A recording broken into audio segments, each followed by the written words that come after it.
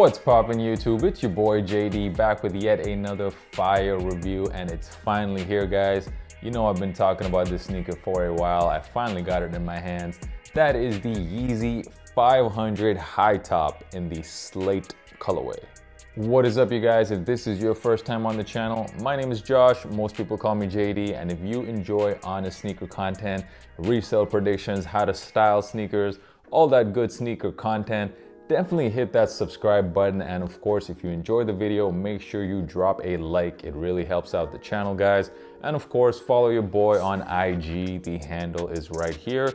That is JDKick6. That's definitely the easiest way to reach me. With all that being said, guys, let's get into the video. So I've been waiting on a pair of these for a while because, as you guys know, Yeezy 500s are definitely my favorite Adidas Yeezys that have ever dropped. And I was really looking forward to this high top version. Very happy to finally get this in hand for you guys just to review it.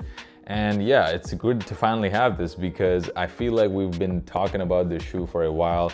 There have been pictures leaked for a while now. We've seen this on the feet of many celebrities. I think the most hype generating picture of these was when Kourtney Kardashian wore them. Funny thing about the Kardashians, right? They pay their stylist all this money and the stylist tell them, yeah, you should wear baggy hoodies and sweatpants. The price on these was higher than your regular pair of 500s. So this costs $220 US and 220 euros here in Germany. And I guess you are getting a bit more shoe for your money. So kind of makes sense that the price is higher. And you're getting a way bigger box. This box has to be at least 1.5 times the size of a regular Yeezy 500 box. So my very first impression when I looked at this shoe in hand is that this shoe looks like a Jordan 7 and Jordan 13 combined. The top of this, like especially this panel right here, it immediately reminded me of a Jordan 7. And of course this bottom here kind of looks like a Jordan 13. This is like a Jordan 7 and 13 put together. And I like how this turned out, man. Like this is like a very, very nice silhouette in my opinion. Let's get into the sneakers. So what I love about the Yeezy 500s, guys, is that when you just look at the quality of the sneaker, it's gotta be, in my opinion, the best Yeezy just for that alone, because for $200, you're getting a very high quality sneaker. In this case, 220 euros. That hasn't changed. You're getting a very, very high quality sneaker here. The suede on the toe box feels really nice. You see, like when you rub your fingers across it, it does change color. It's a really nice material here, nice feeling suede. You also have hits of leather all across the shoe. On the lace loops, you also have more hits of this nice suede material. And on the back and near the midsole area, you have this mud guard, which is made out of rubber. They really didn't disappoint again, guys, when it comes to quality. Once again, Adidas has delivered a high quality Yeezy 500. And the other reason I really like the shoe is because if you compare it to the Yeezy 700s, for example, which in my opinion, the quality on those is just simply nowhere near the quality on the 500s. And those shoes cost $300 US retail. So it just doesn't make any sense to me why a better quality shoe sells for 2/3 the price as the 700s. I really like this pattern on the back. It kind of looks like 3 crowns on top of each other. Each of them a different material. You have that leather at the top and the suede in the middle and that rubber mudguard material. I really like how that looks when you're looking at the back of the sneaker. Once again, the upper of the sneaker does have this 3M outline that goes along the side of the shoe. Also on the sneaker, you have this neoprene material that you see on all the different windows of the sneaker, as well as the tongue.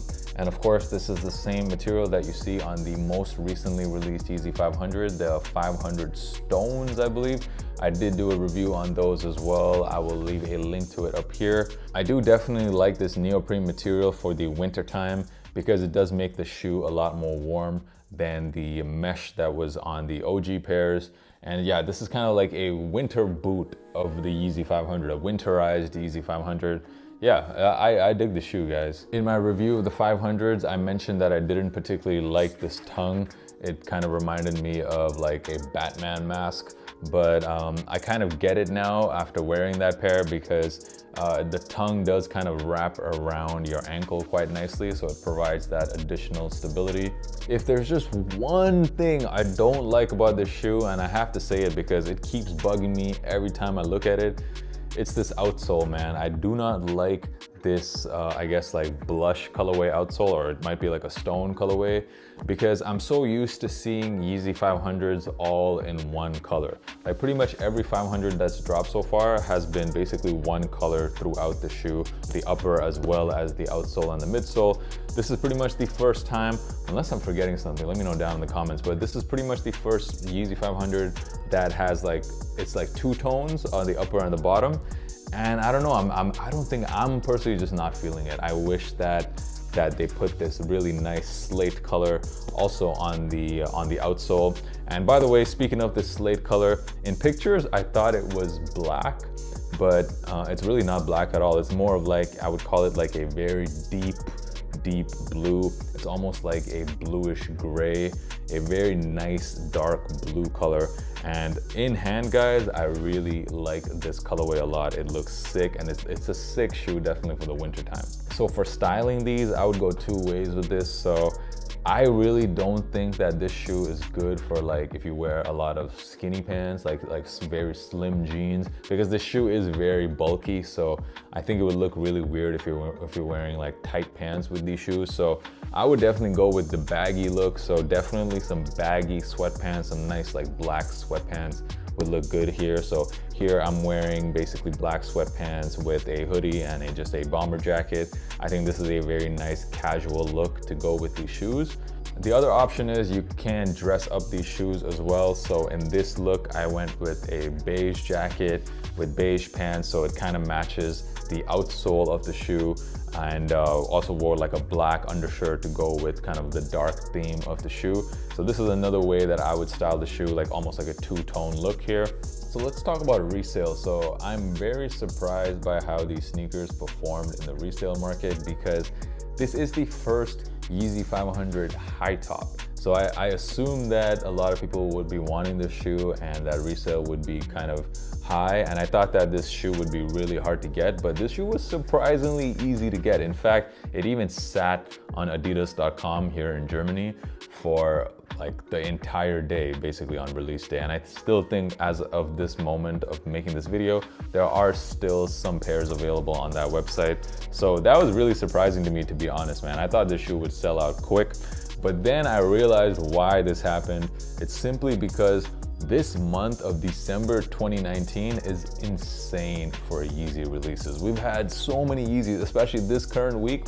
Pretty much every day this week there's a new Yeezy releasing. We've had the Yeezy 350 Yeezy Reels, we got the Yeezy Shields coming out, we had the 700 Carbon Blues coming out later this week, we had the 380s come out, the brand new version of the 350s, and also later this month we're going to be having the 700 V3. That's a lot of Yeezys in 1 month, guys. So I think like this sudden supply of Yeezys into the market is what kind of like caused the hype on this to be not as high as I expected. And similar with the 380s, I expected the resale to be very high on that as well, and it hasn't performed like I expected to, because I'm telling you, Yeezy brand is just flooding the market right now with Yeezys, and there's just too many. And if you have like $200 or $400 that you're wanting to, you know, spend on yourself for Christmas, like you're only going to spend it on one of these shoes. You're not going to buy all of them. So yeah, I feel like the timing of this release is the reason for the rather low resale, because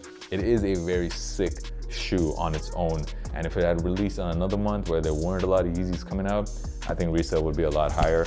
But anyways, like there's no point really to speculate on the price of whether this is going to go up or down. Like I said, it's still available at a lot of stores right now, so there's no point buying this and holding. When it comes to sizing, just go true to size. This fits exactly like the regular Yeezy 500s do. True to size works perfectly in this pair. And comfort wise, so I know that this pair has no boost. I've said this before on other Yeezy 500 reviews. The comfort on this is great. This shoe has Adidas Adiprene technology, and that technology, it is from like the early 90s, but it doesn't matter because the shoe feels really comfortable, very cushiony, and yeah, you can easily walk around all day in these. It's a extremely comfortable shoe. And that's pretty much my review, guys. Let me know down in the comments, what do you guys think of this updated version of the 500? Is it fire? Is it trash? Let me know down in the comments. And of course, follow your boy on IG. The handle is right here. It is at JD Kick 6. If you enjoyed this video, if you found it useful, please drop a like. It really helps out the channel. Shout out to all of you guys who have been following me for a while. Appreciate the support. The on-feed portion of the video coming up right now. Until next time, guys, peace.